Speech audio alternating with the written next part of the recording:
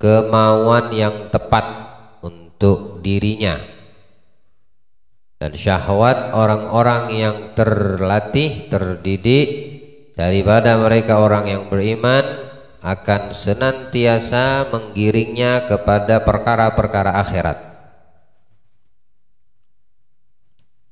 karena mereka tahu bahwa apa yang ada di dunia ini bersifat tidak abadi. Maka kemauan yang tampil dengan diiringi sehat akal hanyalah segala sesuatu yang bernilai akhirat atau ibadah.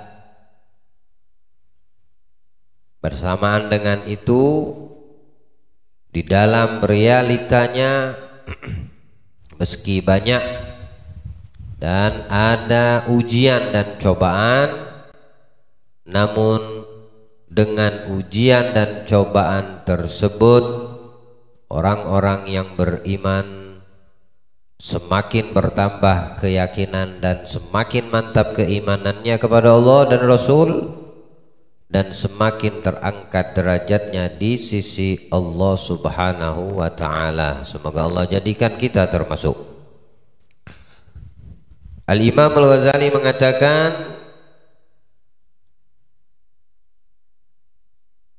pada waktu itu di sini berkaitan dengan kisahnya Nabi Musa alaihissalam dengan Al-Khidir. Khilaf ulama, ada yang mengatakan Khidir ini bukan nabi tapi seorang hamba Allah, wali min awliyaillah, orang yang berilmu dari pilihan-pilihan Allah Subhanahu wa ta'ala yang dikhususkan Allah mengajarkan kepada Nabi Musa alaihissalam beberapa pengetahuan yang tidak difahami oleh Nabi Musa dari lahiriah ilmu.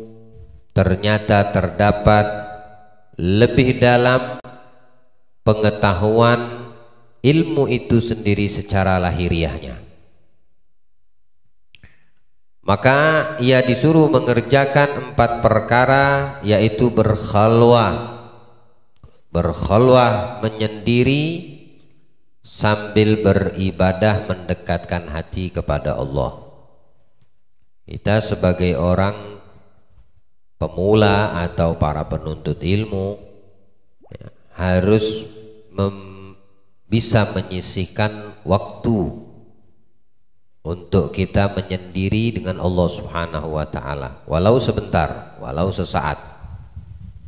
Digunakan dengan tafakkur, berpikir akan kebesaran Allah Subhanahu wa ta'ala dari apa yang kita saksikan dan kita lihat dengan mata atau yang kita dengar dengan telinga, dan mengambil dari itu semua ibrah, pelajaran ya, yang membuahkan daripada hasil tafakkur tersebut makna quwwatul iman atau ziyadatul iman, bertambahnya iman hamba tersebut kepada Allah Subhanahu wa ta'ala. Qala ta'ala inna fi khalqis samawati wal ardi wa ikhtilafil laili wan nahari la ayatin ulil albab. Sesungguhnya di dalam penciptaan langit, penciptaan bumi, banyak sekali tanda-tanda kebesaran Allah Subhanahu wa ta'ala. Namun itu hanya bisa didapatkan bagi mereka orang-orang yang cerdas, yang mau berpikir, yang mau bertafakkur. Itu akan menajamkan mata batinnya, hati orang tersebut, kalau dia menyisihkan daripada waktu khalwahnya dengan tafakkur. Ada orang yang menyisihkan waktu untuk berkhalwah menyendiri bidzikrillah, bitilawatil Quran, bil istighfar ya. Dia tidak menjadikan dalam 1 kali 24 jam itu sama sekali tidak ada jeda sedikit yang diperuntukkan hanya dia dengan Allah Subhanahu wa ta'ala.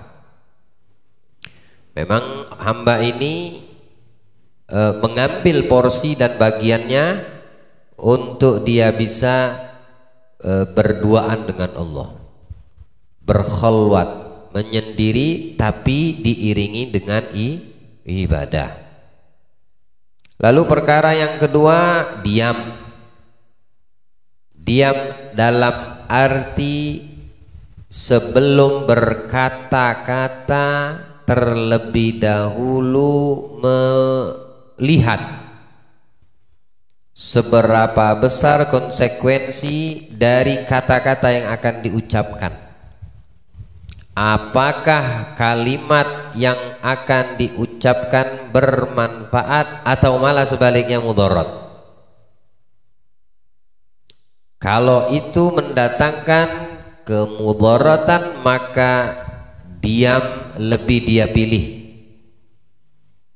Bukan artinya diam betul-betul diam, tidak bersuara, ya, sedangkan manusia itu sendiri memiliki mulut untuk berbicara. Maka saat berbicara hendaknya pembicaraan tersebut benar, tidak ada unsur dusta, tidak ada unsur kebohongan, tidak ada unsur kekufuran, tidak ada unsur yang bisa merugikan si pembicara tersebut. Kemudian perkara yang berikutnya, lapar. Membiasakan diri untuk tidak mengisi perutnya atau memenuhi lambungnya, perutnya dengan makanan dan minuman. Dan inilah yang dilakukan oleh orang-orang ahli ma'rifah yang dekat kepada Allah Subhanahu wa ta'ala. Makan ketika mereka lapar, dan ketika makan hanya secukupnya, bukan sampai ke peringkat kenyang. Ya, Nabi seperti itu. Terkadang seharian beliau tidak makan, sampai pernah mengganjal perutnya dengan batu. Para sahabat juga seperti itu. Para tabi'in juga seperti itu. Mereka ahli sufi, orang-orang yang berupaya untuk membersihkan dan memberikan penerangan pada hatinya. Mereka akan membiasakan diri dengan rasa lapar, tanpa harus dari kelaparan tersebut mendatangkan mudarat untuk dirinya. Tamam. Hal ini jarang sekali bisa didapatkan, ya, terkecuali mereka yang bersungguh-sungguh untuk bisa mendapatkan anugerah dari Allah Subhanahu wa ta'ala. Dan yang keempat, tidak tidur di malam hari. Bisa maknanya sama sekali dia di waktu malam tidak memejamkan mata atau mengambil sedikit bagian waktu malam untuk menghabiskan sisa waktu yang ada hingga terbit waktu fajar. Ya, dia betul-betul menghidupkan malam di saat orang sedang tidur untuk ubudiyah, beribadah kepada Allah Subhanahu wa ta'ala. Ini 4 poin penting yang memiliki peringkat kemuliaan sangat mulia di sisi Allah Subhanahu wa ta'ala. Jika seseorang bersungguh-sungguh di dalam menjalankannya, maka dia akan mendapati apa yang tidak umumnya didapatkan manusia di sekitarnya. Dia akan mendapati penglihatan yang tidak umum dilihat oleh umumnya manusia yang ada di sekitarnya. Pendengarannya, tutur katanya, ucapannya, gerak-geriknya akan menjadi berbeda dengan umumnya yang didapatkan oleh orang-orang di sekitarnya. Lalu beliau mengatakan lapar dimaksudkan untuk mengurangi darah jantung, ya. Karena ketika perut lapar itu gerakan jantung itu pun tidak terlalu cepat, memompa darah yang ada di dalam tubuh itu secara medis pun tidak cepat. Makanya kalau kita dapatkan diri kita lapar, contoh di bulan Ramadan yang telah berlalu, semoga Allah panjangkan umur mendapati Ramadan berikutnya. Lihat orang-orang kadang-kadang lemah badannya, ya, apalagi yang sedang hamil, seorang wanita sedang hamil, ya, dia akan lemah. Ketika badan lemah itu menunjukkan pacuan jantung itu terhadap darah yang mengalir di tubuh itu tidak dikatakan tidak stabil, tapi tidak dorongannya tidak normal sebagaimana kalau ada makanan dan minuman yang masuk ke dalam tubuh, ya. Dia akan merasa dirinya lemah. Tapi hikmah daripada lambatnya atau tidak cepatnya darah yang mengalir itu ternyata mempersempit daripada ruang untuk syaitan, ya, sampai kepada hati manusia tersebut. Karena Nabi mengatakan syaitan itu berjalan di tubuh kita manusia ini sebagaimana jalur darah itu mengalir. Nah, ketika itu lambat, dia juga menjadi lambat untuk sampai kepada tujuannya, yaitu hati manusia. Tidak ada keinginan akan lemah syahwat daripada orang tersebut yang lapar. Bahkan syahwat kemauannya pun akan berkurang, ya, syahwat kemauannya pun akan berkurang karena rasa lapar yang dirasakan olehnya. Di situ terdapat warna putih dan cahayanya, ya, mengurangi darah jantung. Terdapat warna putih dan cahaya. Orang tersebut akan lebih mendapatkan cahaya dari Allah Subhanahu wa taala, dalam arti orang tersebut akan lebih mudah untuk mendekatkan dirinya kepada Allah Subhanahu wa taala. Juga untuk mencairkan gaji hati, ya. Nah, ini semua yang ada pada kandungan organ tubuh kita. Rasa lapar itu memberikan dampak yang positif. Makanya ada orang yang mengamalkan puasa, kemudian ketika dicek, ya, ternyata kondisi tubuhnya lebih baik dari sebelum dia berpuasa. Nanti mau masuk ruang operasi mesti disuruh sama dokter dulu, pasti ada sesuatu di situ. Harus dikosongin perutnya. Kalau tidak nanti bisa mendatangkan mudarat. Bisa jadi makanan yang masuk tadi membahayakan manusia itu sendiri saat dia berjalan operasinya. Makanya dianjurkan berpuasa. Orang yang mempunyai tingkat gula darah atau diabetes yang tinggi, ketika dia berpuasa, ya, atau mengurangi rasa kenyangnya, maka itu akan bermanfaat untuk fisiknya, untuk jasadnya. Terdapat kelembutannya dan ia adalah kunci mukasyafah. Kunci mukasyafah ini rasa lapar itu lebih mudah untuk seseorang hamba bisa melihat apa yang tidak bisa didapatkan mata pada umumnya.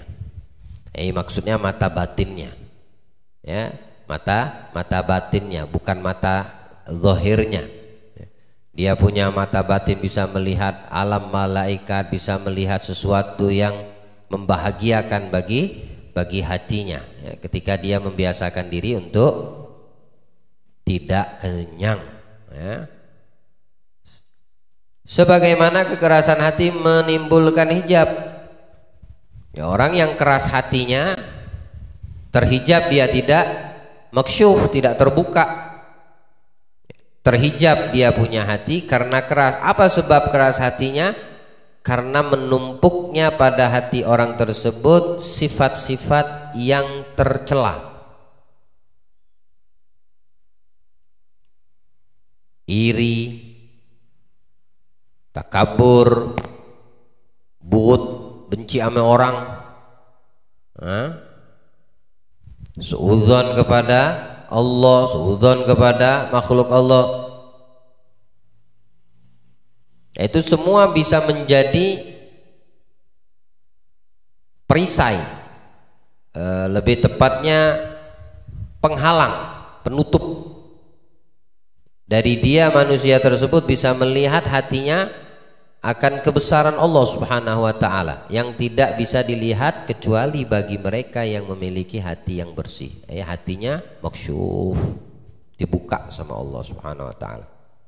Hanya orang-orang pilihan Allah dan bersungguh-sungguh di dalam menggapai itu akan dia dapatkan apa yang diupayakannya. Allah beri pemahaman untuk kita insyaallah. Baik, tim. Isa alaihissalam berkata kepada muridnya, "Juwi'u butunakum la'alla qulubakum tara rabbakum." Laparkan perutmu, barangkali hatimu melihat Tuhanmu. Sahal radhiyallahu an berkata, abdal tidak bisa menjadi abdal kecuali dengan 4 perkara: mengampiskan perut, tidak tidur di malam hari, diam dan mengasingkan diri dari orang-orang. Adapun tidak tidur di malam hari dapat membersihkan hati dan meneranginya. Lapar membantu untuk tidak tidur di malam hari dan saling menguatkan dalam menerangi hati. Sebaliknya, tidur membuat hati menjadi keras dan mematikannya, kecuali sekadar kebutuhan. Dikatakan mengenai abdal bahwa tidur mereka adalah kekalahan, maka mereka menunjukkan kemiskinan dan pembicaraan mereka adalah sesuai kebutuhan. Ibrahim Al-Khawas berkata, 70 siddiq bersepakat bahwa banyak tidur disebabkan oleh banyak minum air. Adapun diam, maka mudahlah dilakukan dengan pengasingan diri, khalwat, keserakahan bicara terhadap hati, terutama bagi siapa yang merasakan sesuatu ilmu adalah besar, sedang menghentikannya adalah sulit, tetapi banyak faedahnya dan mulia. Di situ batin menuju kepada kegaiban dan berpaling dari kehidupan duniawi ini. Allah Ta'ala di dalam Al-Quran berfirman, ala inna awliya Allah la khawfun alaihim wa lahum yahzanun. Sesungguhnya, ketahuilah sesungguhnya di sisi Allah itu memiliki dan mengutus di atas muka bumi ini para khalifahnya, para walinya, para wali min auliyaillah. Mereka adalah orang-orang pilihan Allah Subhanahu wa ta'ala yang Allah anugerahkan kepada mereka kewilayahan. Makanya dikatakan Al-Ghazali di sini, Sahal berkata, abdal tidak bisa menjadi abdal. Abdal ini salah satu sebutan peringkat tingkatan nama-nama para wali. Jadi para wali itu memiliki tingkatan-tingkatan. Ada yang dinamakan wali gutub dan itu paling tingginya tingkatan para aulia. Ya. Dan di atas wali gutub ada namanya Gutbul Ghauth. Ya. Dia adalah pemimpin dari semua para aulia Allah di atas muka bumi ini. Khalifahnya Allah di atas muka bumi ini. Ja'ilun fil ardi khalifah. Orang-orang pilihan kekasih Allah subhanahu wa ta'ala. Ada lagi wali, nah ini salah satunya abdal. Ya.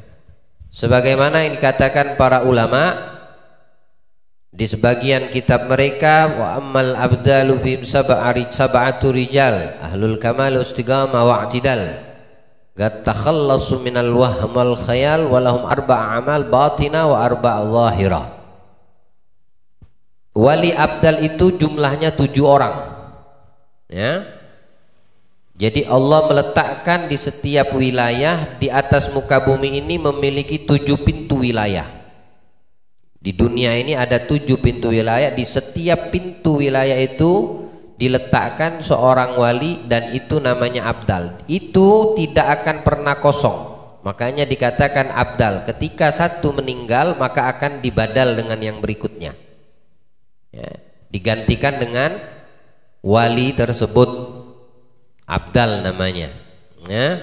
Tidak mungkin kosong dan itu tidak akan pernah terjadi pergeseran, dikatakan ulama, kecuali dalam 1 abad perubahan satu wali abdal kepada wali abdal yang berikutnya, ya, kecuali dalam 1 abad itu mesti ada satu perubahan, entah dari 7 wilayah yang di situ ditempati oleh para aulia, wali abdal yang dipilih oleh Allah, mereka bagian dari manusia seperti kita. Tapi dikatakan di sini hanya salah satu di antara banyak ciri-cirinya wali abdal ini. Makanya tidak ada yang menggantikan wali abdal kecuali abdal. Dan abdal ini, wali abdal ini, dia punya tingkatan di bawah wali gutbun namanya, ya, dengan utusan daripada wali gutub untuk menunjuk siapa yang pantas dengan izin Allah menduduki kedudukan yang barusan meninggal daripada wali abdal tersebut. Tamam. Ada lagi namanya gutubul wilayah, tingkatan gutub tapi di wilayah, di setiap wilayah ada, ya. Kalau abdal hanya di 7 wilayah dari permukaan bumi ini hanya dikatakan hanya 7 wilayah. Kalau wilayahnya kecil maka bukan dinamakan wali abdal, maka tingkatan wali yang berikutnya di bawahnya lagi, ya. Kalau di kitab ini dikatakan bahwasannya yang mencakup daripada wilayah yang kecil itu dikatakan disebut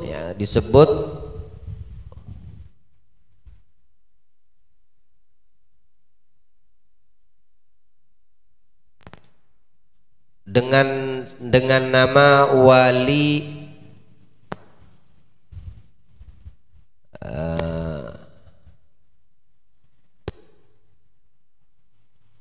imaman.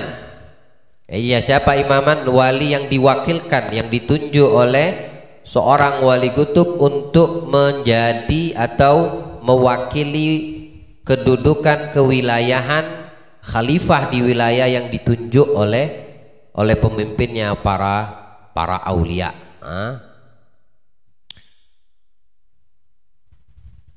Kembali lagi kepada wali abdal ini, tidak bisa menjadi abdal kecuali ya wali abdal itu juga yang memiliki kedudukan, ya, dengan fisik orang yang berbeda. Dan wali abdal ini dikatakan ulama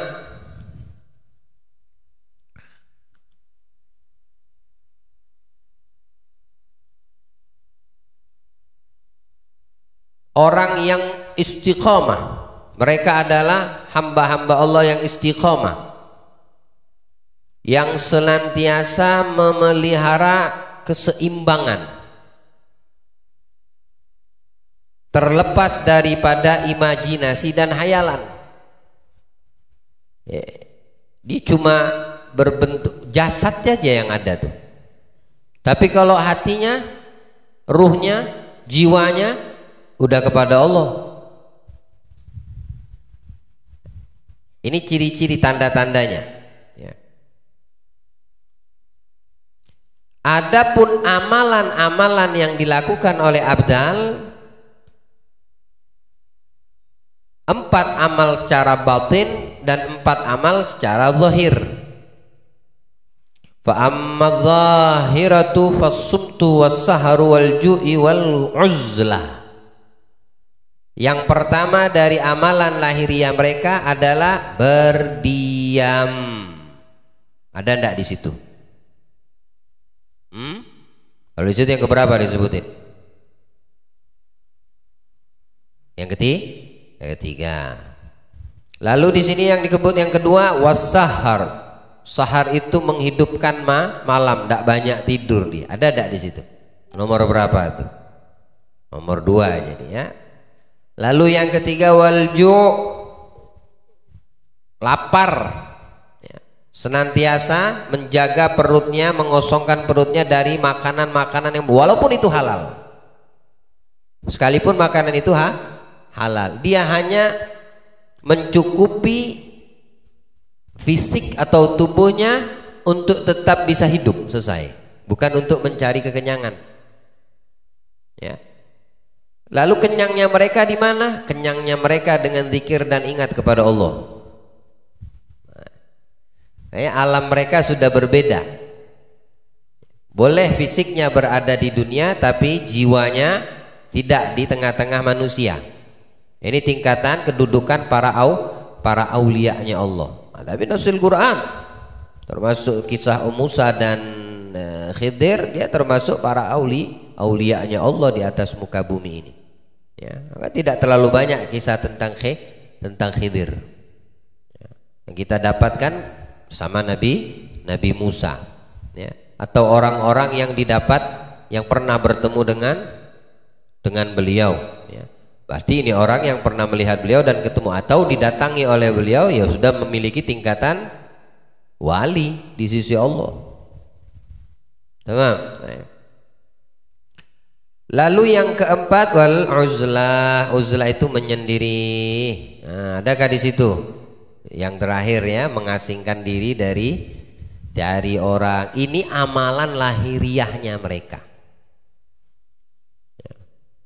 Coba kalau kita bisa mengamalkan ini amalan lahiriahnya 4 cuma 4 amalan lahiriah para wali Allah yang dinamakan tingkatan walinya abdal secara lahiriah, hanya menjaga 4 ini. Perut jangan terlalu kenyang, kemudian tidur malam dikurangi, banyak hidupkan malamnya dengan ibadah. Oh tidak bisa banyak, ambil yang sedikit.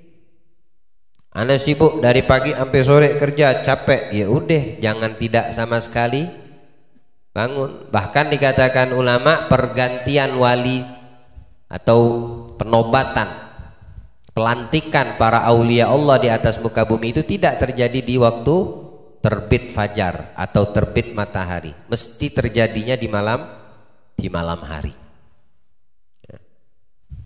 Barangkali ada yang menyisihkan waktu di malam hari walau sebentar, tidak taunya pas dengan waktu pelantikan dan dia termasuk hamba pilihan Allah, maka jalilah terangkatlah kedudukannya dan dia menjadi seorang wali Allah. Pernah terjadi kisah di masa Sayyidina Abu Bakar Al-Adni, maling masuk malam-malam. Maling masuk malam-malam ke rumah, cuma salah masuk rumah.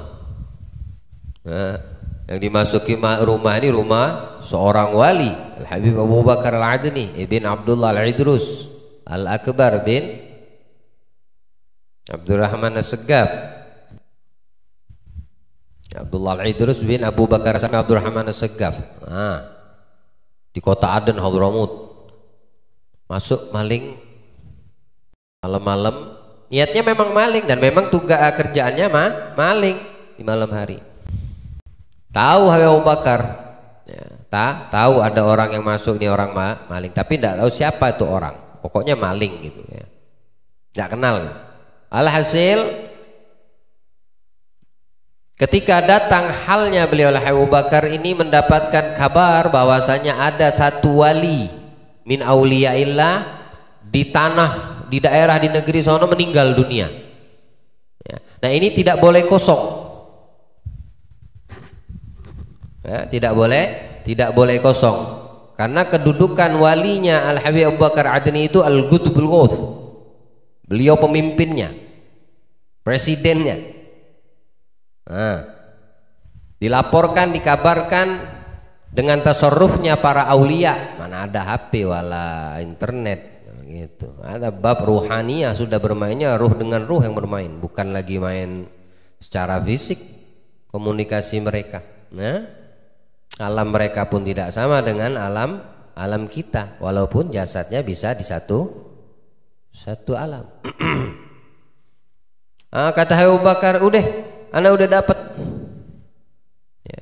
Siapa? Ini ada orang di atas. Ya.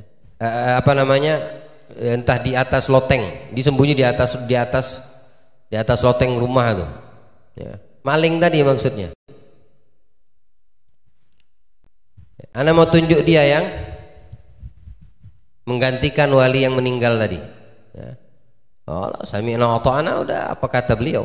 Ya. Disuruh turun, disuruh mandi taubat, disuruh sholat 2 rakaat taubat, kemudian dilantik. Masuk maling, keluar wali. La ilaha illallah. Ini tidak boleh kosong, ya. Tidak boleh kosong kedudukan para khalifah Allah di atas muka bumi ini, karena mereka mempunyai peranan penting untuk umat Nabi Muhammad SAW. Bahkan di antara mereka yang ada yang ditugaskan untuk menolak dan menahan balak yang turun. Artinya dibebankan kepada mereka orang-orang pilihan Allah. Semakin besar kedudukan, semakin mulia kedudukan seorang hamba di mata Allah, semakin besar ujian dan cobaan. Semakin besar rasa sabar mereka dapatkan, semakin tinggi kedudukannya di mata Allah Subhanahu wa ta'ala daripada manusia tersebut. Allah jadikan kita termasuk orang-orang yang penyabar, sabar di setiap cobaan dan ujian. Allah kuatkan kita seperti Allah firmankan dalam Al-Qur'an, hasiban nas ayatraku ayyaqulu amana wa hum la yuftanun. Ya, jangan kamu kira sudah mengatakan aku beriman kepada Allah kalian tidak diuji. Artinya tidak dicoba. Ya, mesti dicoba, ya. Semakin sabar orang dalam ujian dan cobaan, ya, yang didapatkan oleh manusia tersebut, semakin terangkat derajatnya di sisi Allah, hingga sampai kepada titik sampai ke batasan mentoknya dia menjadi pilihan daripada para aulianya Allah subhanahu wa ta'ala. La ilaha illallah. Jadi itu ciri-cirinya secara lahiriah. Adapun amalan daripada wali abdal secara batin dikatakan terbagi lagi menjadi 4. Masya Allah. Amalannya 2, lahir batin, tapi dari itu pecah lagi.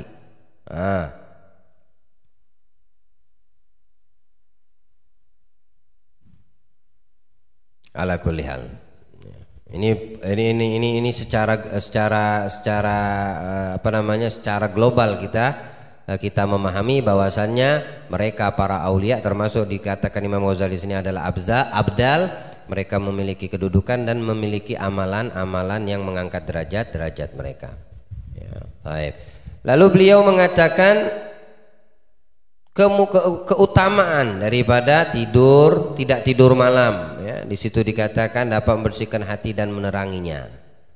Ya, jadi siapa orang yang ingin hatinya bersih, siapa orang yang pengen hatinya terang, nggak gelap, ya, tamam, hendaknya dia menyempatkan diri untuk bangun malam, tahajud, walaupun 2 rakaat. Nggak mampu untuk bergerak dari tempat tidurnya, melakukan sholat malam minimal karena capek betul, balik bantal tidurmu. Intinya ada bangun di malam itu, tidak satu malam suntuk tidur sama sekali sampai terbit fajar. Nanti lama kelamaan terbiasa untuk bisa 2 rakaat. Ya. Terus nanti terbiasa lagi ditambah dengan tilawatil Quran. atau dengan zikir dan lain sebagainya daripada pendekatan hatinya kepada Allah. Ini orang hatinya akan dibersihkan dan diterangi oleh Allah Subhanahu wa taala. Hatinya akan terang dia. Artinya apa hati orang tersebut terang? Hatinya itu bersih, jiwanya bersih. Ya, dia tidak berat menerima al-waridat, pemberian dari Allah Subhanahu wa taala. Ya, tempatnya udah pas gitu. Wadahnya udah cocok. Pemberian dari Allah ketika diberikan harus tempatnya nggak boleh kotor. Tamam. Ya. Tempat melihat Allah kepada hambanya al-ghalab, hati ya. Hati hamba tersebut jadi pandangan dari Allah. Allah pandang hati kita, insya Allah. Ya. Allah pandang hati kita, Allah bersihkan hati kita, Allah terangi hati kita. Nah itu faedahnya. Kalau lapar membantu untuk tidak tidur di malam hari. Nah, iyalah orang lapar bagaimana bisa tidur? Ya. Jadi kalau saat coba ente lapar langsung tidur bisa gak? Bisa. Ya. Pasti ente cari makan, buka kulkas, nyalain kompor gas. Bahkan kalau ente tega bangunin bini, lagi yang sudah berbini, ya, bangunin bini minta tolong masak imi kah atau apalah. Kalau ente tidak tegaan, ente keluar cari nasi goreng. Pokoknya bagaimana menambah rasa perut lapar. Ya. Alasannya supaya tidurnya nyenyak, maksudnya tidak kelaparan. Padahal ya, kalau dia makan sedikit cuma untuk bisa mendapatkan tidur, bentar lagi dia bangun lagi itu. Ya, bentar lagi dia bangun. Makanya kalau tidur makan jangan mendekati waktu tidur, supaya malamnya bisa bangun. Nah saat bangun itu karena dibangunin oleh rasa lapar tadi, dibangunin dia. Ya, makanlah biar tambah fit sedikit untuk beribadah, bukan untuk ganjel perut balik lagi tidur.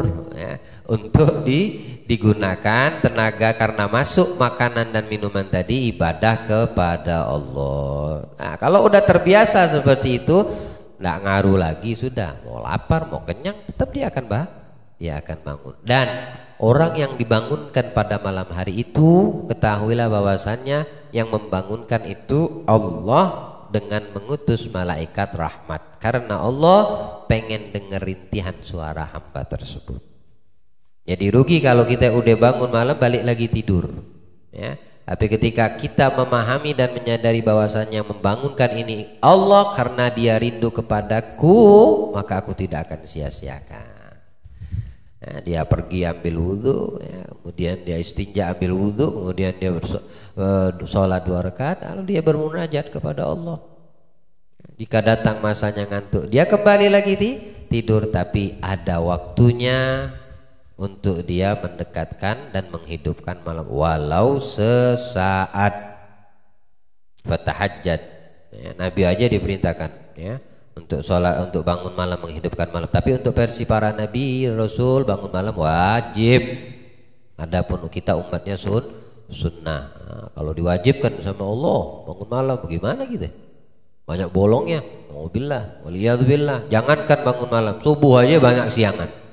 Ayo coba tanya sama diri, subuh aja banyak siangan. Jadi subuh pakai kunut itu mestinya, duha pakai kunut.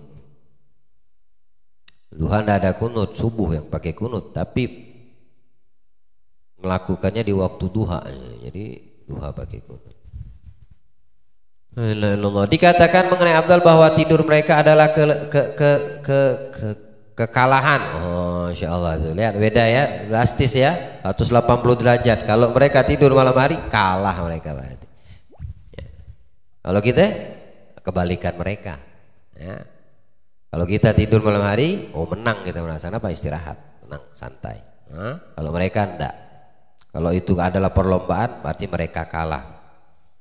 Menunjukkan kemiskinan dan pembicaraan mereka adalah sesuai kebutuhan. Enggak ngomong kecuali yang dibutuhkan. Ya, tidak berbicara kecuali yang bermanfaat. Sekiranya tidak dibutuhkan untuk bicara, bahkan dikatakan tidak semua pertanyaan itu perlu dijawab. Ya, tidak semua pertanyaan mesti dijawab. Ya. Ada kalanya orang sudah tahu kemudian bertanya berkali-kali, nah, itu tidak perlu dijawab karena dia udah tahu. Beda kalau memang untuk tujuan memahami karena ketidaktahuan dan ketidakpahamannya. Lain lagi untuk kita menjelaskan ya. Lalu gimana nasib orang yang fudul? Tahu fudul? Apa bahasa kepo?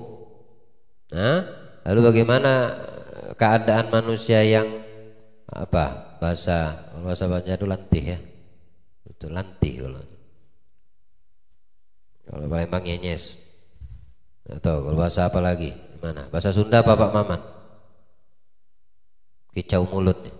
Hah? Cerewet. Mulutnya itu kayak burung beok, maunya berkicau terus. Ya, Allah. Dia lupa sama firman Allah, ma yalfidhu min qaulin illa ladaihi raqibun atid. Tidak ada yang terucap dari mulut ini. Oh, ada 2 malaikat raqib wal atid. Ya. Raqib yang memantau, yang mendetailkan, memperhatikan dengan detail. Atid yang memberikan catatan tersebut. Ada ulama yang mengatakan yang tercatat dari yang baik dicatat, yang terkeluarkan dari kata-kata itu, kalau itu bernilai ibadah dicatat ibadah. Kalau yang terkeluar dari kata-kata itu bernilai dosa maka dicatat dosa. Ya. Selama tidak ada urusan pahala dan dosa, kalimat yang keluar mubah. Ya. Kalimat yang keluar itu mubah. Taib. Ada orang yang senyum. Jika senyumnya meremehkan orang, bermakna menyepelekan orang. Nah, ada senyum bahagia. Ya. Itu perumpamaan kata dengan senyuman. Ya, senyum tapi meremehkan. Tahu gak maksudnya? Paham gak gambarannya? Nah, Anda tersenyum tapi senyum itu meremehkan orang. Anda tersenyum bahagia atas nikmat yang orang ya, itu perumpamaan ucapan dan kata-kata ya, maka itu masuk dalam catatan raqibun atid. Nah, ini ya ciri-ciri wali abdal, mereka tidak bicara kecuali kalau memang dibutuhkan. Allah jaga lisan kita. Berapa banyak kuburan yang tersiksa dengan sebab tidak bisa menjaga lisan di masa hidup. Bahkan kuburan itu ditakuti sekalian orang-orang yang paling pemberani di atas muka bumi Allah. Nah, lisan orang yang tidak bisa menjaga lisan di masa hidup ya, dan berapa banyak orang yang diseret dan dilempar ke neraka, ke dalam neraka, dalam siksa dengan sebab lisannya ya. Jadi semua anggota badan kita ini semua bertulang kecuali mulut. Tidak ada tulang, maka pinter-pinter menjaga. Kalau tidak akan keluar terus bahasa yang bisa menjerumuskan si pembicara tersebut kepada murkanya Allah. Allah lindungi kita. Allah jadikan lisan kita selalu ingat dan berzikir kepadanya. Ya, Sayyidina Abu Bakar Siddiq itu seringkali menggigit giginya dengan batu. Dia tahan mulutnya itu dengan gigit batu. Ya. Ada riwayat mengatakan karena menahan jangan sampai mengeluarkan rahasia yang tidak seharusnya dibicarakan daripada apa yang Allah berikan kepada beliau, al-waridat, pemberian dari Allah, ilmunya Allah Subhanahu wa taala. Ya, takut nanti disalahfahamkan oleh orang-orang yang mendengarnya.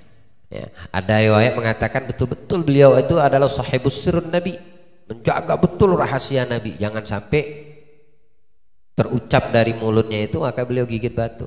Ya, apa mulut kita kadang-kadang ada sedikit langsung gitu. Belum tahu kebenarannya ya. Tapi kalau ternyata itu salah maka kamu telah menebar fitnah. Wal'iyadzubillah. Fitnah itu kalau sudah tersebar nggak bisa tarik. Kata-kata ini kalau udah terucap nggak bisa ente balik. Ya. Yang ada hanya penyesalan. Maka pinter-pinter menjaga lisan, dengan sebab lisan berapa banyak terangkat derajat manusia di sisi Allah, dengan sebab lisan juga berapa banyak orang yang terjerumus ke jurang kebinasaan. Naudzubillah. La ilaha illallah. Al-Khawas Ibrahim berkata 70 sintik bersepakat bahwa banyak tidur disebabkan oleh banyak minum air ya, mungkin kenyang dengan sebab banyak minum. Makan juga membuat orang itu banyak tidur ya. Sedangkan diam Udahlah dilakukan dengan pengasingan dirinya, itu salah satunya. Tapi kalau di zaman sekarang ente di dalam kamar bisa bicara melalui HP. Hah? Tetap ya. Mulutmu boleh diam selama tanganmu juga tidak masuk ke apa namanya itu? Apa board itu? Ketik itu. Hah? Ke keyboardnya itu. Aman. Ya. Bilang Nabi di dalam riwayat Nabi mengatakan di akhir zaman itu nanti terjadi fitnah yang luar biasa di luar sono. Kamu keluar itu fitnah aja yang kamu dapatkan. Jika itu zaman terjadi, kata Nabi, masuk ke rumah kunci pintu, tutup mulut. Masya Allah, paham itu mana? Masuk rumah kunci, tutup Padahal kalau kita lihat zahir ini teks hadisnya, masuk rumah kunci pintu. Apa urusannya dengan mulut? Di rumah yang ada istri anak tidak bakal tersebar ini walaupun dikatakan diucapkan karena di dalam rumah. Tapi karena itu di akhir zaman. Lihat di zaman sekarang kita, adakah orang yang bisa diam walaupun dia di dalam rumah? Kalau ada elektronik kayak gini, sumbernya di bawah tapi menyebarnya di atas. Sumbernya dari bawah ya, tapi menyebarnya dari atas. Sumbernya ini yang nyebarkan siapa? Mungkin satelit yang ada. Ente ngomong A, satu dunia bisa tahu. Nah, ini sudah mulai zamannya. Sudah mulai zamannya. Jadi dengan pengasingan diri pun untuk di akhir zaman, kalau tidak bisa menjaga lisan, tetap mudarat, bahaya. Perhatikan kita punya syashat ini elektronik ini, kalau mudarat lebih baik tidak usah digunakan, tapi gunakan untuk sesuatu yang mendatangkan manfaat. Ya, mencatat sama dengan berkoar bersuara. Ya, membaca sama dengan yang mengirim catatan. Jadi dosanya kena di mata atau mendengar melalui voice. Selagi itu tidak ada nilai-nilai akhirat. Keserakahan bicara terhadap hati, terutama bagi siapa yang merasakan sesuatu ilmu adalah besar. Sedang menghentikannya sulit, tapi banyak faedah dan mulia. Di situ batin menuju kepada hal gaib dan berpaling dari kehidupan duniawi. Ini keutamaan daripada orang yang bisa menjaga lisan, banyak diam. Ya. Orang yang banyak diam, ente nggak bisa menebak dia, nggak bisa menerkanya. Ya. Ente nggak bisa tahu bagaimana aslinya orang itu karena dia nggak bisa banyak bicara, banyak diamnya. Bukan tidak bicara sama sekali, bicara. Ya. Ngobrol sepentingnya, sebutuh hajatnya, ditanya sesuai pertanyaan. Tapi kalau sudah ngegosip dan seterusnya, orang sudah bisa taker ente. Ya, orang sudah bisa menilai ente. Tahu teman yang paling jahat siapa? Yang nggak bisa jaga mulut. Ya, itu bukan teman, itu musuh, itu lawan ente. Itu musuh terbesarmu siapa? Yang kau katakan teman manakala dia tidak bisa menjaga lisan. Orang berakal nggak mau dia punya teman seperti itu. Artinya tidak dia jadikan temannya, bas cuma tahu ada udah cukup saya. Untuk akrab, untuk mendalam, nah nanti dulu. Ini bahaya nih orang, lisannya bahaya. Hari ini dia ngomongin orang, besok dia akan ngomongin aku. Hari ini dia bahasnya fulan bin fulan, ketika pembahasannya habis maka aku yang akan jadi pembahasannya. Tapi hati-hati dengan manusia di sekitar kita yang tidak bisa menjaga lisan. Jauhi, kalau tidak maka kamu akan kena imbasnya, imbas yang tidak baik. Allah beri pemahaman insyaallah. Jadikan perkumpulan kita pada awal iftitah majelis malam hari ini membawa keberkahan, memberikan pemahaman, memudahkan kita mengamalkan, dan senantiasa kita selalu berada di jalan yang diridhai Allah Subhanahu wa taala, dan senantiasa kita selalu di dalam bimbingan Allah Subhanahu wa taala melalui guru-guru kita, para ulama kita, daripada kitab-kitab yang mereka wariskan untuk kita semua. Selamat kita dunia wal akhirah. Allahumma la tahrimna khaira ma indak li syarri ma indana fadlan wa ihsana bi rahmatika ya arhamar rahimin. Sallallahu alaihi wasallam Muhammadin sayyidil mursalin wa ala alihi washabihi wasallam. Alhamdulillah rabbil alamin. لا إله إلا الله الموجود في كل الزمان